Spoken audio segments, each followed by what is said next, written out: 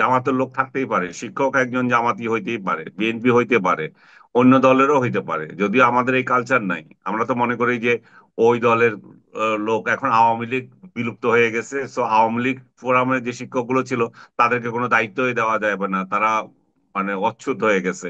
এই যে কালচার, সর্বোচ্চ শিক্ষাঙ্গনও যদি এগুলো থাকে, তাহলে এদের থেকে ছেলেরা মেয়েরা কি শিখবে?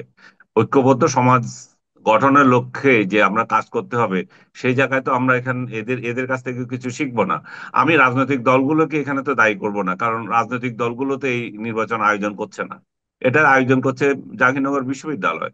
জাহাঙ্গীরনগর বিশ্ববিদ্যালয়ের ভিসি এবং তার প্রশাসনের অন্যান্য লোকদেরই এটা জবাবদিহি করতে হবে, যে কেন তারা একটা সুষ্ঠু নির্বাচন দিতে পারছে না, যেটা গ্রহণযোগ্য হচ্ছে না অন্যদের কাছে, শুধু এক দলের কাছে গ্রহণযোগ্য হচ্ছে। এবং সেই দল বলতেছে যে আমরা শেষ পর্যন্ত ইলেকশন করবে যাব, এবং ঠিক মতো করেছেও, তারা ভোট গ্রহণ পর্যন্ত তারা কেউ বর্জন করেনি।